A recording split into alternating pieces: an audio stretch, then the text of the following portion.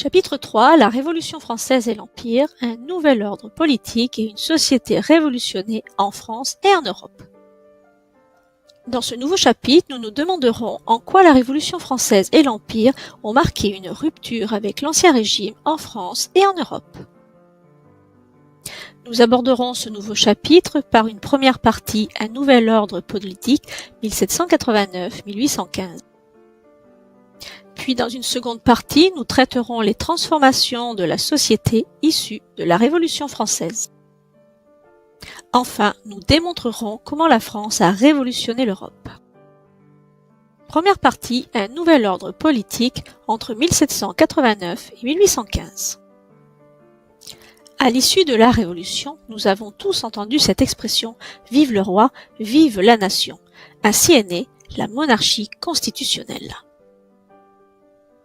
Entre juin et juillet 1789, à l'initiative des députés du tiers-État, les États généraux deviennent une Assemblée nationale constituante, ce qui met fin à la monarchie absolue, comme vous pouvez le constater sur cette gravure prise dans la salle du Jeu de Paume. Le 14 juillet 1789, la prise de la Bastille, symbole du pouvoir arbitraire du roi par le peuple de Paris, apporte un véritable soutien à l'Assemblée. La propagation de cette révolte se poursuit dans les campagnes pour mettre fin à l'Ancien Régime. Mais c'est véritablement la fuite du roi Louis XVI qui marque un tournant pour la monarchie constitutionnelle. Et oui, le roi est un traître, vive la République! En 1792, la France entre en guerre contre la Prusse et l'Autriche. Louis XVI est alors considéré comme un traître car c'est lui qui avait demandé de l'aide à ces pays. Le 10 août 1792, les sans-culottes parisiens et les soldats marseillais renversent la monarchie et la République est proclamée le 21 septembre 1792. La mort du roi Louis XVI entraîne des révoltes en France et l'arrivée au pouvoir des montagnards qui vont organiser alors une violente répression appelée la Terreur. En 1794, la chute de Robespierre déstabilise à nouveau la nouvelle République. Face à cette nouvelle situation, les révolutionnaires s'exclameront « Vive Bonaparte, vive l'empereur !»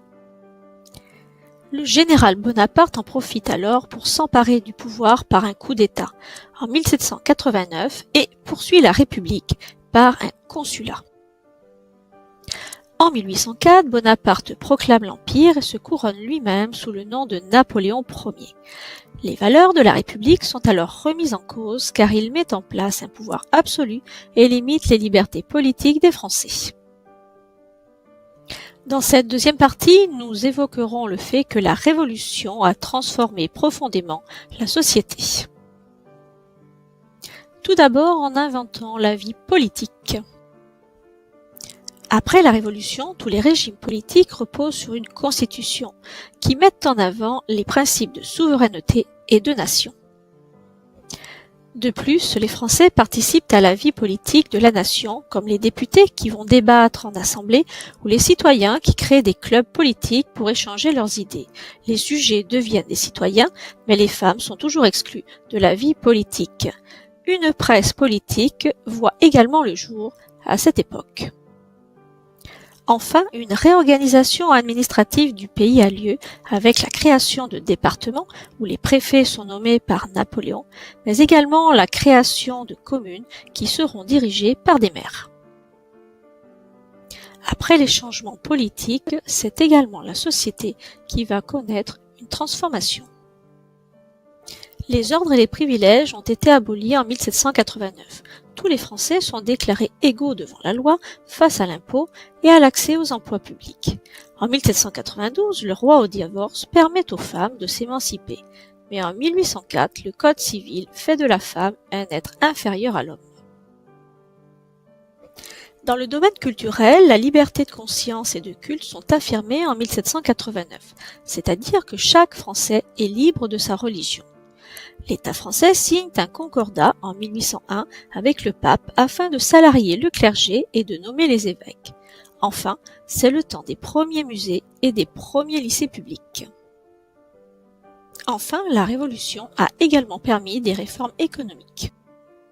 Les changements ont été aussi économiques afin de faciliter les échanges sur le territoire national, suppression des douanes intérieures qui pénalisent le commerce, unification des poids et mesures pour faciliter les transactions, création du franc germinal pour que tous aient la même monnaie.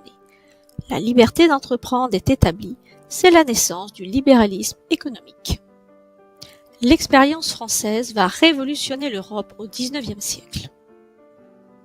Tout d'abord par la domination française en Europe.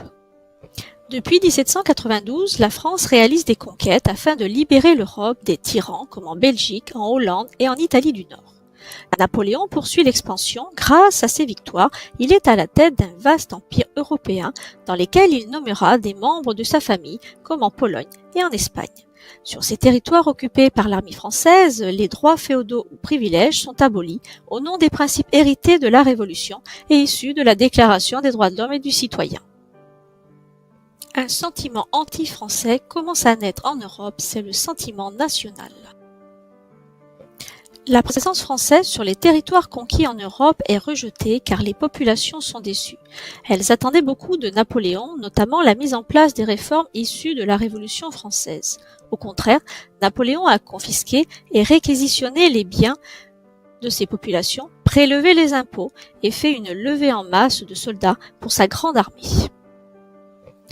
D'autre part, en Espagne, à partir de 1808, les troupes françaises doivent affronter le soulèvement des Madrilènes qui considèrent l'armée napoléonienne comme une armée d'occupation, d'où un sentiment anti-français qui donne naissance au sentiment national en Europe. En 1814, une coalition d'États se forme pour envahir la France. Napoléon est contraint de s'exiler sur l'île d'Elbe. C'est une victoire pour les peuples dont le sentiment national s'est affirmé. En 1815, les principes révolutionnaires ne sont pas acquis. En effet, en 1815, les puissances victorieuses de Napoléon se réunissent au Congrès de Vienne pour régler la question de l'empire napoléonien. C'est le rétablissement des dynasties, le peuple redevient sujet, les réformes sont supprimées et les souverains européens s'unissent pour faire face au mouvement révolutionnaire dans la Sainte Alliance. Ce chapitre est maintenant terminé.